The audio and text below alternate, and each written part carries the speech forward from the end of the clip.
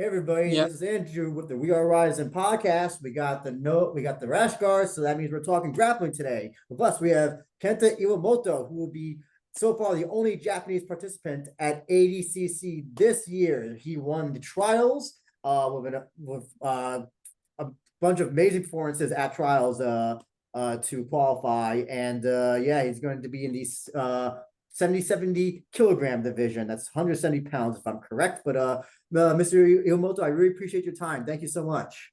thank you so much for having me. So the first question that probably people will be asking is, how did you learn English? Um, um, well, the first time I learned English was when I was in kindergarten. I was in New Jersey for 2.5 years, so that's where mainly I started learning. And then, like after that, I went back to Japan. But in my junior high school years, I went to England, and I lived there for 2 years. So mainly those years helped me, make me be able to speak. No. But Also, what? sorry, go ahead. Yeah, a lot of people ask me this question where I learned English, and sometimes I'm tired of answering the same question, so I just say I learned everything in Japan. They have a good education system. Okay, But great. Well, sorry you had to be in New Jersey. Unfortunately, as a New Yorker, yeah, you have my sympathies. But onto a question. Hopefully that you're not asked all the time. How did you get into grappling BJJ? Did you do judo, wrestling, karate when you yeah. were? So in Japan, there's always, but I know maybe many people listening are Japanese, right? Mhm. Or you think the audience is It's both. It's about? actually a little bit Yeah, crossover both. yeah. In junior high school and high school, people usually, if you're not like a otaku is like a nerd. If you're not a nerd, usually you gotta do some kind of after school activities, and then like there's certain things you can choose. It happened to be that I chose judo, and then that's where I started. I guess I doing judo for 6 years, and then since I liked the ground aspect more, I transitioned to jiu-jitsu. Yeah. Were you always at Igloo? Because I thought I read something that said you were at Triforce before then, or was that? Actually, I started at um, a small gym near my university. I went to Waseda University, and I went to a place called Storaipuru Waseda. Oh, That's where I started. Stripers. Strapple. Strapple. Strapple. Okay. Yeah, that's where I first started. I went for a trial then, and after the first trial, I was like, "Oh, this is it. I'm gonna join." And then that's for 1 year. I was in Strapple Waseda, and then I moved to Triforce, and then I moved to Igloo because Triforce they didn't let me. It wasn't a very good environment to train grappling, and since I was already in Triforce when I won the 2019 ADCC, and then since I on 2019 ADCC trials, and since I knew I had to focus solely on grappling, like disregard all gi to like prepare for my worlds, I had to do something about my environment. So then, um, yeah, I mainly started training grappling, and then Triforce usually they do both nogi and gi. So I just changed to a place where I can just train nogi. Hmm. Gotcha. And then obviously the probably people are gonna wondering next, how did you then wind up at B team? Yeah, B team. I started going for the 2022 ADCC. The second time I won ADCC trials, I fought Joseph, and I became friends with him after fighting him. He was very obviously very good, and then I was unsure where to train for the camp. But then, since I became friends with Joseph, I knew he trains at B Team. And I also knew Craig from a seminar he did at Triforce. I did the UK and interpretation for the seminar. So I kind of knew like Craig.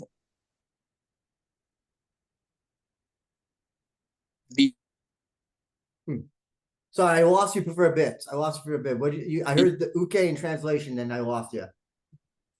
For some reason the audio is a bit weird.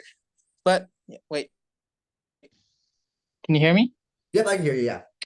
Yeah. Yeah. So I did the UK and translation for a leg lock seminar that Craig did at Triforce. So I kind of knew him in person. So that's why I chose B Team over all the other gyms. Yes, it is quite a gym. It absolutely Yeah. is quite a gym. Well, I got to ask then. So, what are your thoughts on just the different teaching and I guess preparation styles with Japanese gyms, since you've had experience with them, and with American gyms as well? What do you think is the biggest difference between the two? Um, like I only know two gyms in the US. I went to Renzo Gracie Brooklyn and B Team. So that's the only two I know.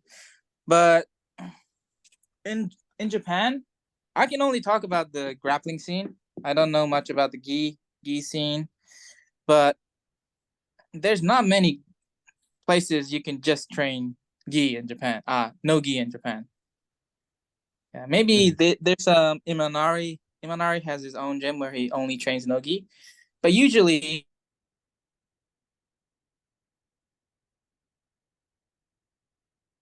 they train the gi.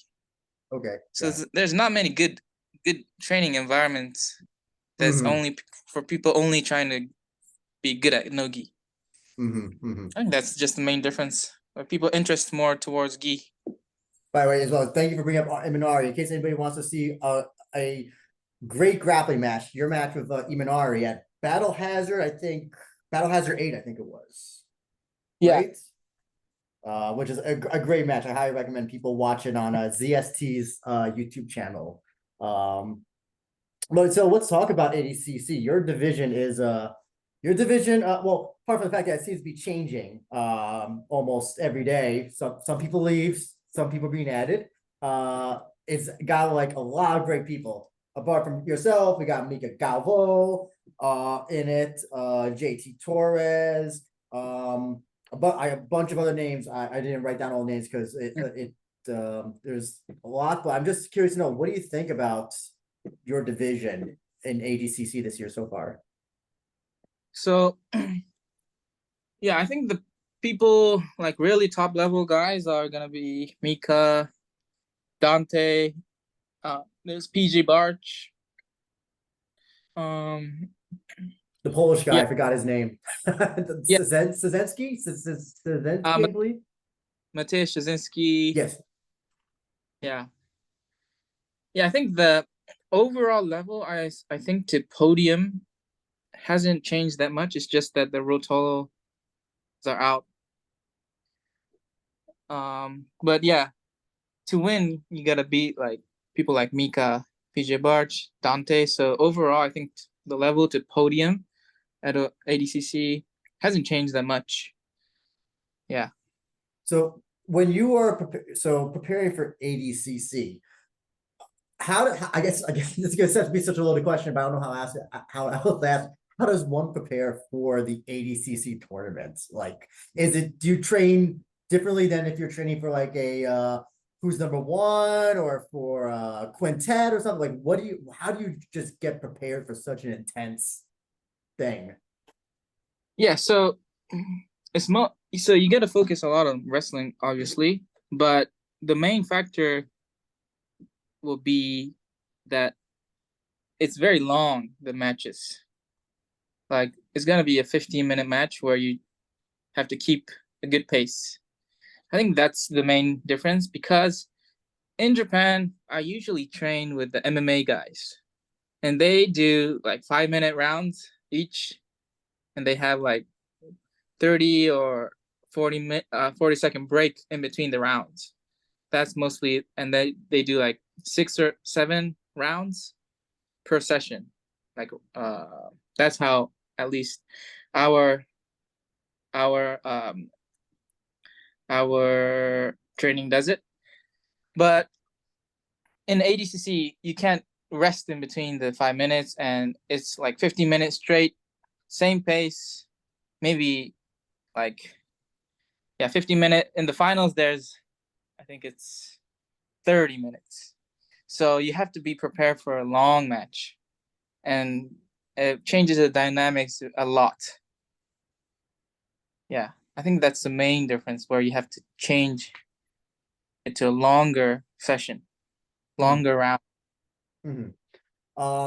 Are you aware that only one other person from Japan has won an ADCC championship?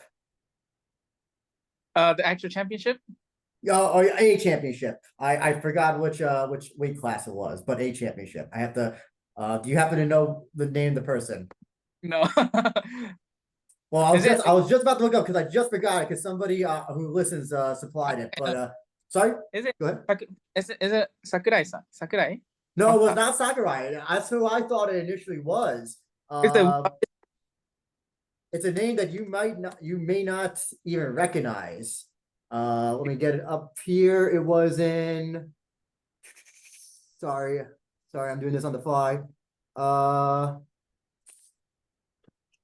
Here, where was the guy? Oh, wait, that's woman. It was we had two. One was a woman, Sayaka Shioda, and Sane Kikuta. yeah. I know the man's name. Yeah, okay. I don't. Oh, okay. So we actually had a fan question from Captain in our Discord who wanted to know how would you feel to be Mhm. if you won to be the only second Japanese person to ever win an ADCC championship? How would that make you feel? Like, to be honest, like I think the earlier days in ADCC, it's way easier to probably win the championship. So I don't think it's comparable. If you win right now, I don't think it's comparable to the days back then. You know, Mm-hmm. so Mhm. it would mean very different. It would have very different values. Mm-hmm. Speaking of just like changing like jiu-jitsu itself, probably when you first started till now has changed like you frequently, especially I would you say you've definitely changed your style as you've gone as years have gone on as a competitor? Yeah, for sure. Like I used to be a leg locker for until 2019. Many people view me as like a top player wrestling guy, but I used to actually be a leg locker. Mm-hmm. I know you won one match. I can't remember which one by ankle lock or straight ankle hold, I Yeah, believe.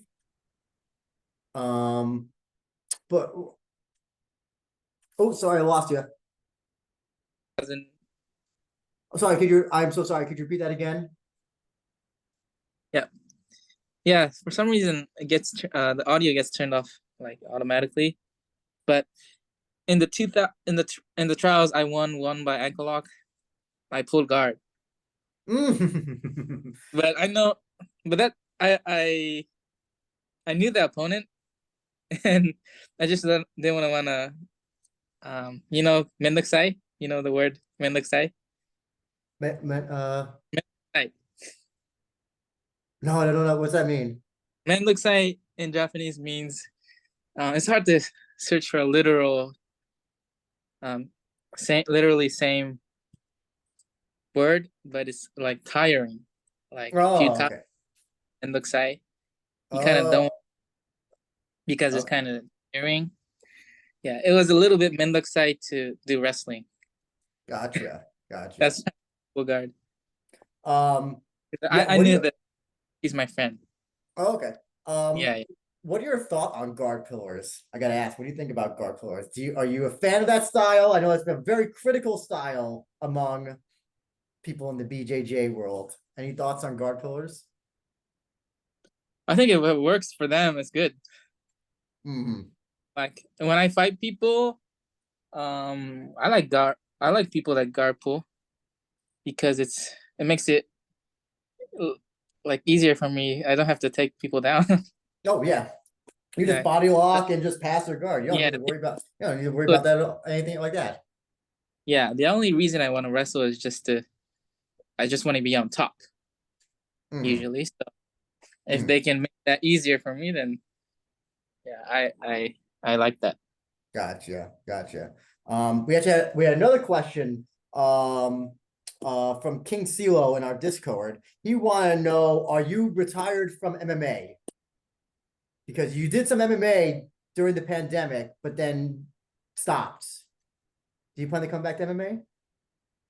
I wouldn't say I'm retired.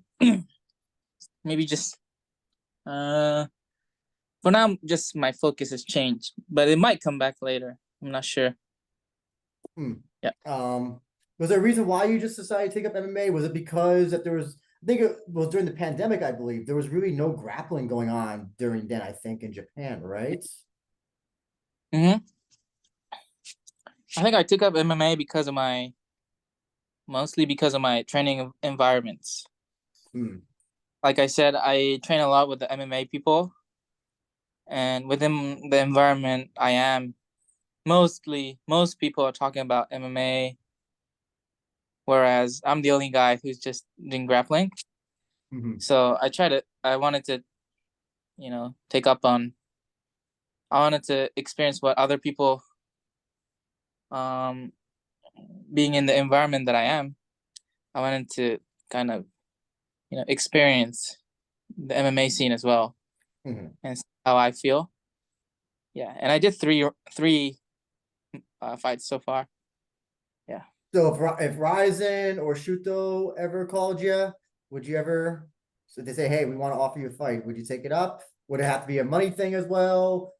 Yeah, it also has to do with money, but right now I'm not. I'm just focused on grappling, so I won't take the match. But depends on the money Gotcha. eventually.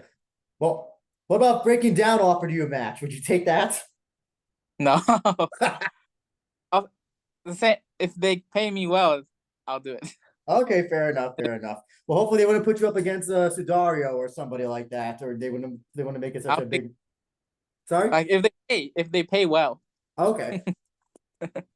So the other question I got asked by a lot of people, so no one specific to cite, is so being that you are with you train with B Team, Craig Jones has the CGI thing, you're in ADCC. They want to know if you got offered anything at CJI or you didn't, or if you did, but you just wanted you ADCC is your main goal for now. Yeah. So for the CJI, I think they had like the initial list of people, and um, I was within the initial list, but I think I didn't get like an invitation per se.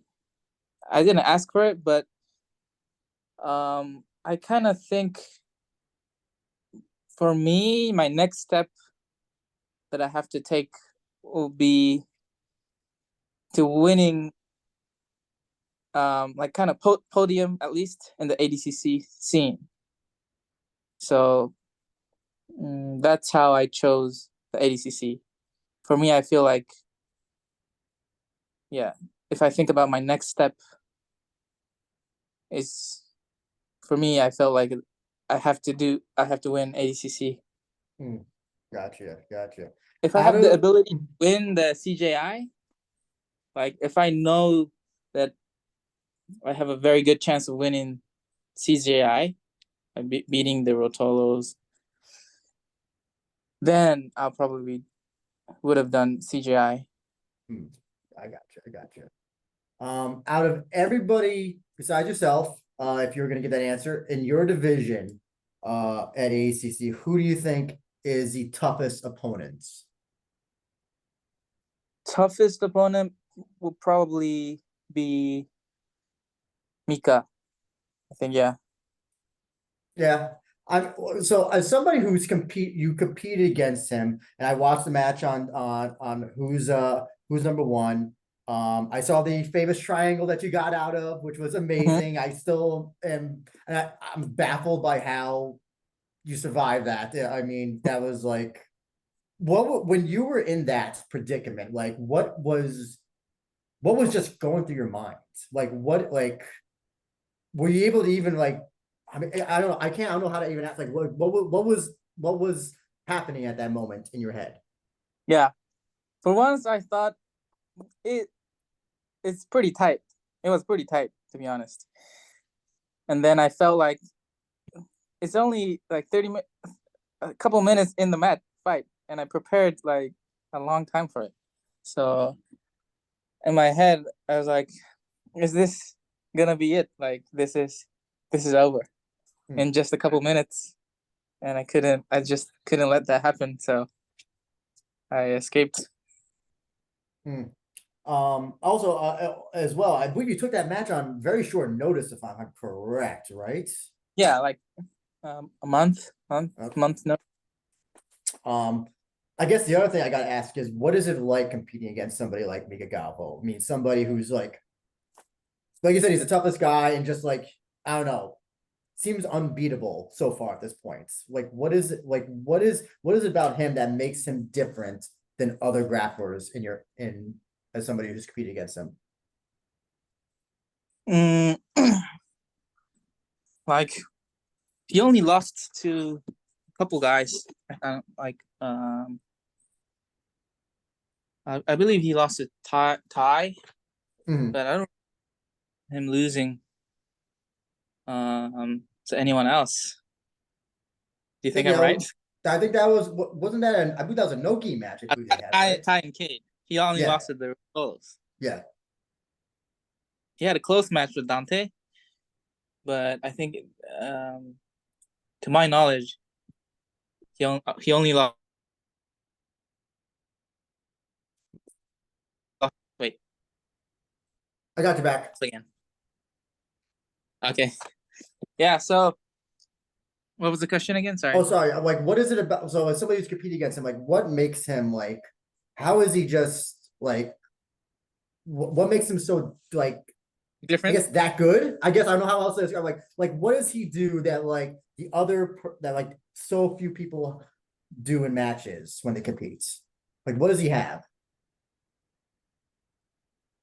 Well, he's physically very strong. That's one I've, thing. I've heard that. Yeah. Yeah, he's very strong. I think he is probably one of the strongest I felt in a match. Because And then I feel like people say that about you in their matches because of how strong your pressure game is and how strong you're able to pass. I yeah, feel like that's what I've heard other people say. So competing against somebody who's you feel stronger, that's like, I don't know, that's insane. That's legitimately like crazy.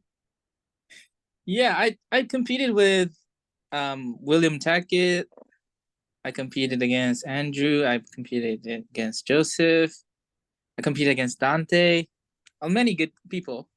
But so far, Mika's strength and how he keeps his strength throughout the match was insane. Like how sticky his grips are. His grips are very strong.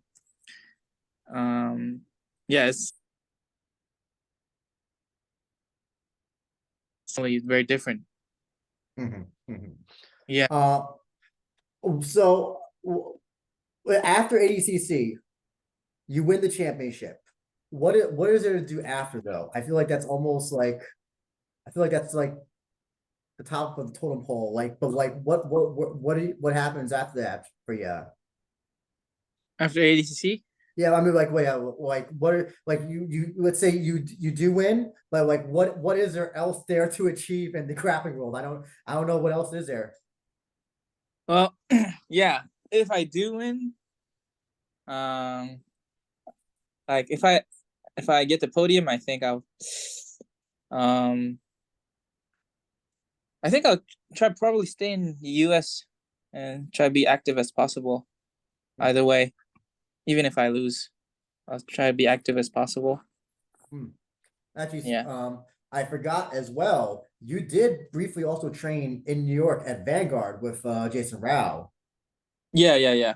What I forgot when that was. That was like 2 years ago. Was that a year ago or 2 years ago? I forgot. 2 years ago, yeah.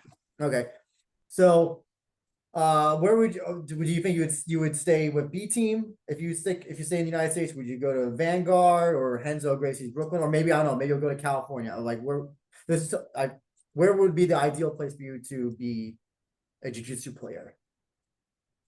Yeah, if I'm training for any competitions, no doubt I'll be in B team. I think that's Mm-hmm. the best environment Mm-hmm. that I can. Is there would there be any? Do you have? Would you have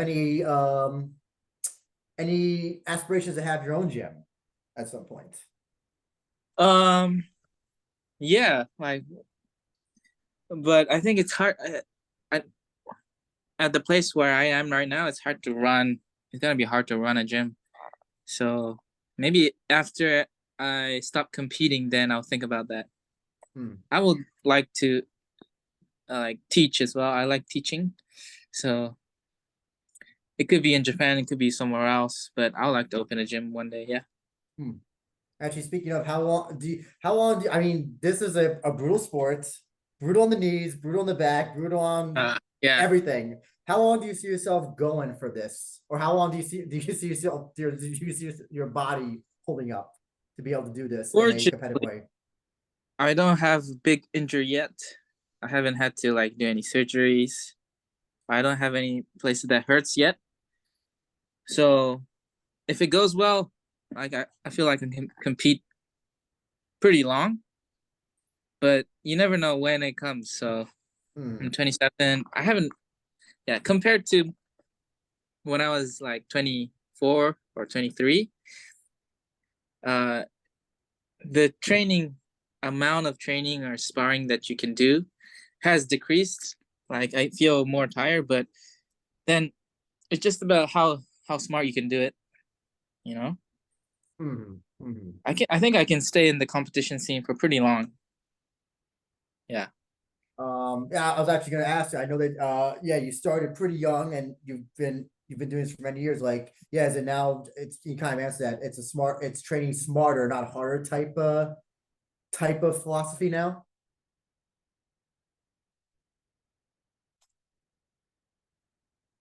Oops, I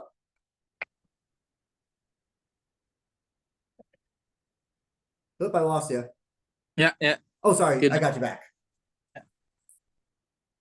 Yeah, I think yeah, just training smart.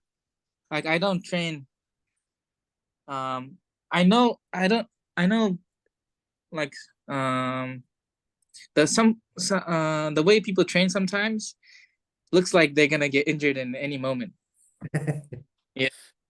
And I am aware of a lot of positions that could be dangerous and a lot of things that you can do that's dangerous to your knees or to your shoulder. And I have that knowledge of like in which situation is dangerous. So that's helping me prevent injuries. Hmm. You know, Gotcha. Gotcha. yeah. Gotcha. But The other bit.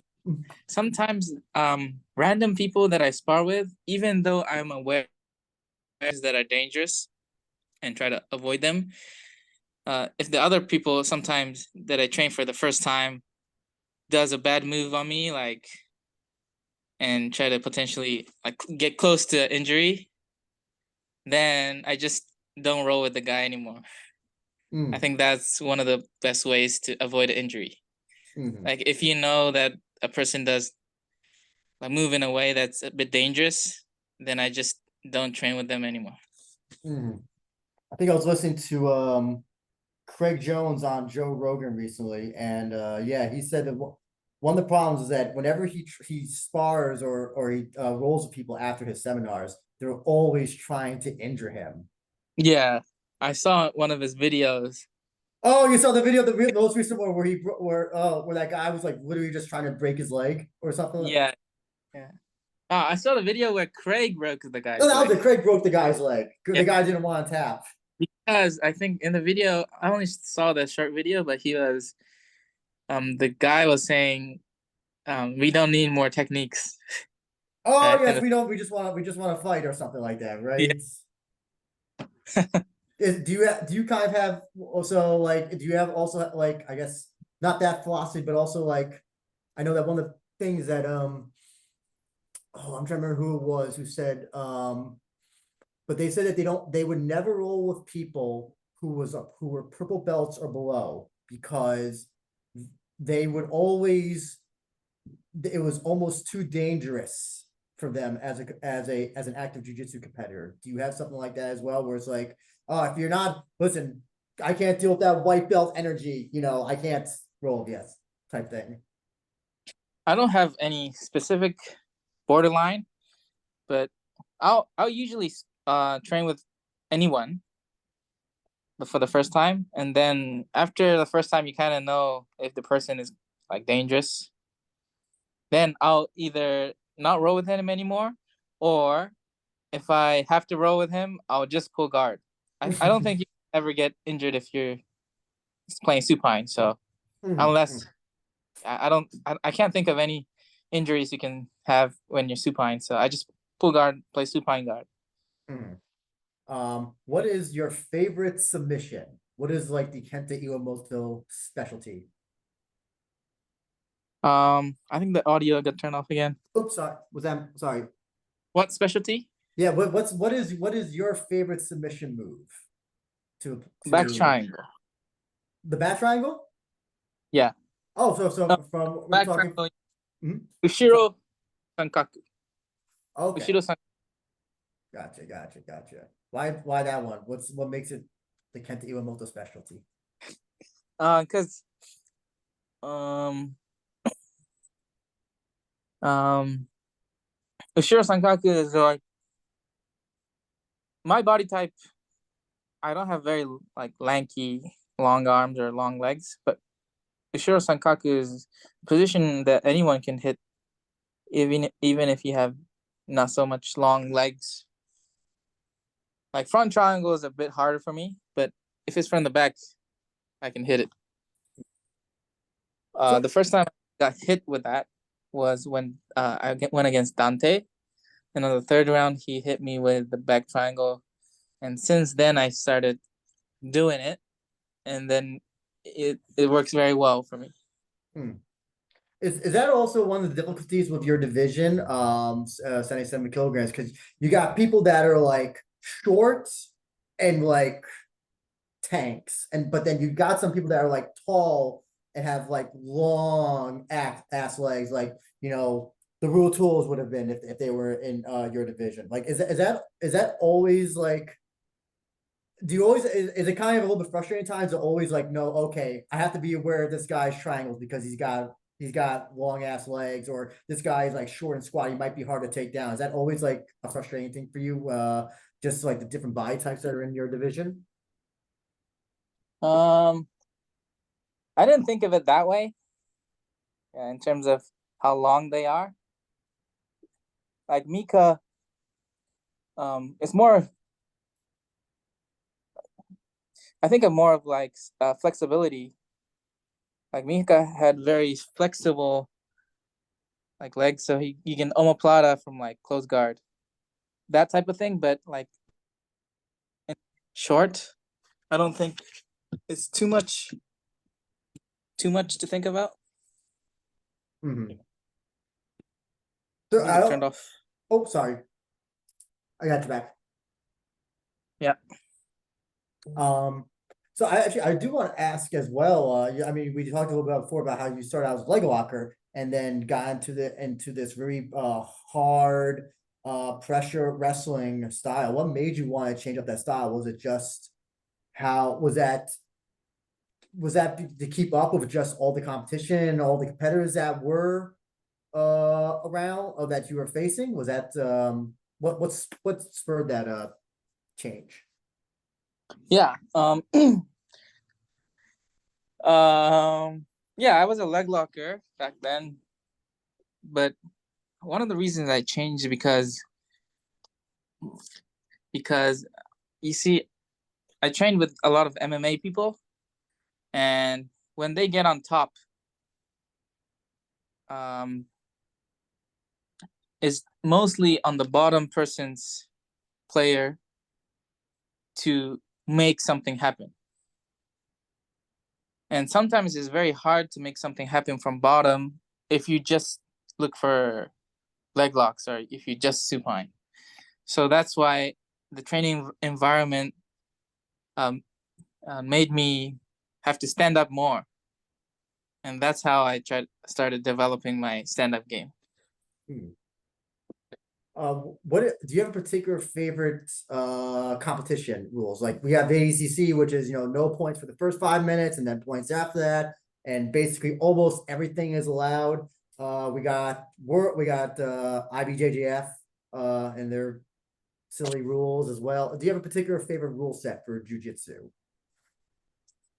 I think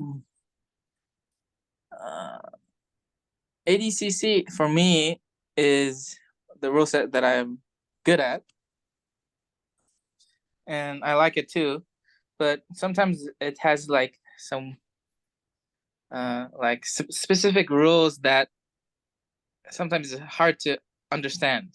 Like if you be on turtle for 3 seconds. Yes. Oh yes. Those things. Yeah. So I haven't had any. I don't know if there's any rule that like there's no singular best rule so far. I don't feel like I know like universally accepted rule yet. Maybe I think what the CJI is doing is good, like just mimicking the MMA set of rules. I think that's very interesting. I know you mentioned your match with sorry, I forgot. Was it Andrew or William? I get the two confused all the time. I fought them both, but I think you're talking about William. Okay, yeah. For that one, for Unrivaled, which was such a that rule set I thought was very unique. Where if you choose to go play guard, if you pull guard, you get -1. They penalize you. And then for the gi matches, it was if you got the e-pawn, you won it automatically. I thought that was a very unique show. I really liked that show a lot. Yeah. I helped the organizer make the rules too. I tried to advise. And one thing I advised was if you end up on bottom from any position, it's gonna be a sweep.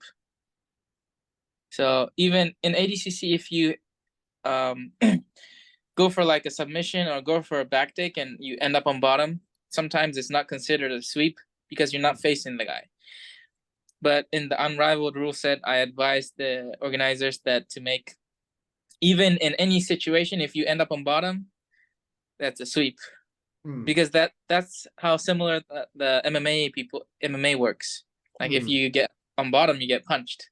It doesn't matter if you fall from a submission or you lose a position. If you end up on bottom, that's the outcome is the same. So yeah. Did you see that one match on that show that went like 20 minutes in overtime? There was one match. There was one gi match. It was after all the main matches that went on for like 20 or 30 minutes, and neither guy wanted to engage. So neither of them were like, we're getting the takedown or the sweep or the judo throw. And then it just so happened that the match wound up ending with one of the guys getting a jumping guillotine or something like that. I didn't know that. I think I left after my match, so I didn't watch that. Okay. I suggest asking Grant about that match. When he had a lot of things to say about that match. Next time you speak to him. He was on the Unrivaled. I think he was doing the commentating, right? Yes. Oh yes, and he and I talked about that match for quite a while. Sorry, it wasn't Grant. It was Stu Fulton who I talked to after that match. We had a lot to say about that match. For people who, one of the things that being in jiu-jitsu is that, you know, people sometimes feel like they hit a wall when they hit their blue belt or, you know, even as a white belt. What advice would you have for people that are, I guess, in the sport? They feel like kind of like that they're not advancing, that they're just not And that advance. progressing. Yeah, they're not progressing. Like, what advice would you have for them to, I guess, keep on trucking, as we say? Like if you as long as you enjoy, like some one of yeah, that like sometimes the reason you're not progressing is because you don't really know how to train. So it really depends on how the person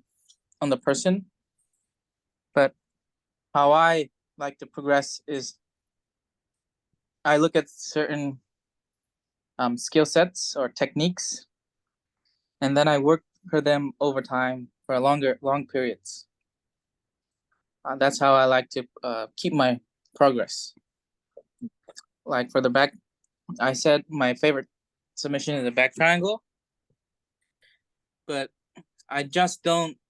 I don't just do the try drilling the techniques, but I work on the back triangle for. I've been working on it for like half a year now. I think that's how you can build actual like skills. Mm-hmm. And I what my last question would be for you is what keeps you continuing this sport? Like what gets what who or what makes you get up at like 7 a.m., 8 a.m. to do some training at the B team or whatever? Like what is what motivates you in this sport? It really depends on the where I am in the time. Right now, what motivates me is winning ADCC. But usually, when I don't have any competitions, what mostly motivates me is that I just want to just improve. Like feeling that I'm improving is motivating for me. Mm-hmm. Yeah. Actually, I'm sorry. I kind of lied. One last question I have for you is, I don't know if you saw what Gordon Ryan said about the gi recently. That it probably in America is going to be phased out. In America, I will. He said, "Do you ever foresee the gi ever being phased out and no gi being the thing?" In Japan. He said America, so I don't think Japan will never lose the gi. Neither will Brazil. But what about America? Do you think do you think gi will soon go the way of the dinosaur? I think it's already starting to, right? Mm. Yeah. I mean, I don't know. Worlds is still pretty darn big, you know. I don't watch gi much, so I don't really know, to be honest. Mm. Is Yeah. it just boring for you? Just or I don't know what makes gi like unwatchable for you. Um, because like even if I want to improve my grappling, so that's why I just don't watch. I watch grappling because I want to improve my game. But Okay. even like yeah, so that's why I just don't watch gi much. But I like to train gi. I think gi is sometimes fun. Yeah. Um, I've learned that as somebody who's into mostly no gi now, that trying to go back to gi is sometimes very difficult. So I don't know if you ever had that difficult. You ever had that sometimes where like you're just so used to doing something in no gi, and then you put on the gi and you forget like, oh, oh fuck, I can't do that or something like, or it's harder to do a certain move or something. Yeah. When I train gi is mainly I try to impose my no gi game, so it's not that different. Yeah. Mm, So when they do stuff like double lasso or lasso, I find mm, it very difficult mm. to I yeah. Um, I'm gonna right before we end, I'm gonna end with this comment from a fan of ours named Surfing Moon Wolf, and this is what he says about you, Kenta. He says Kenta Iwamoto is a beast. I've seen him fight in Shuto once or twice. Really, really enjoyed him a lot. Kenta deserves many, many fans, and I hope he earns them after this ADCC performance. And so with that, I want to give you if you have any final comments you'd like to say to people that what they can look forward to in your ADCC matches. The floor is yours. Yeah, I don't. This guy, is he English guy? Yes, he's English. Yes, American guy. Yes. He follows all the prospects, so he probably saw you when you were in. He's a big Shuto fan, and he was like praising Taira before I even knew who Tetsuro Taira was, and Tsuruya. He follows all the prospects. So like when you were fighting Shuto, he probably like, oh, you're gonna be this. You're an MMA guy now, so he probably thinks that like he still considers you an MMA prospect. Yeah, like I'm surprised how people from outside Japan also watches the Shuto and stuff. I'm surprised too. This is you talked about otaku before. That's us. That's Yeah. the otaku. We're the Gaikokujin otaku who pay attention to this stuff. Yeah. They might have like a VPN to connect to the. I can't. I'm not gonna say. I'm not gonna say, but sometimes I'll say sometimes I have to go to a different country to watch some stuff. I'll say that. Yeah. But for people who want to see Kenta Iwamoto at the ADCC this year, you won't need to because it'll be on Flow Grappling, no VPN needed. Make sure to subscribe to Flow Grappling to see his matches. Also, I want to give you an opportunity to plug your sponsors, social media, SNS, all that good stuff. Good sir. Yeah, my sponsor, my big sponsor is from Future Matrix. He used to be one of my very good training partners that also was in Triforce. After every training, we used to drill a lot for like hours. And he has a company called Future Matrix and is sponsoring me. And also Scramble for the awesome gears every day. Very supportive and a chill brand that I like very much.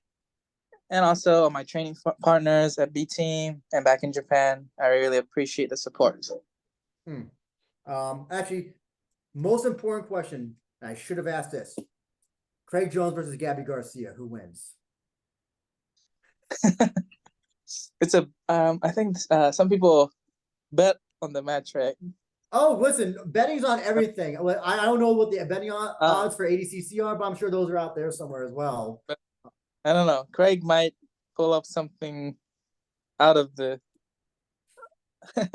out of nowhere, and maybe I don't know. He might lose. I mean, listen, Craig, if he can be smothered for I don't know how many rounds it is, listen, I look forward to you being the new coach at B Team if that winds up happening, because because being smothered by Gabi Garcia will not end well. Yeah. Just kidding anyway. Yeah, Kent, I really appreciate you talking to us. Looking forward to seeing your matches on Flow Grappling. I really hope you can do this, man. I hope you can bring the belt home to Japan. Podium of first place, hopefully, but at least get a podium at the minimum. And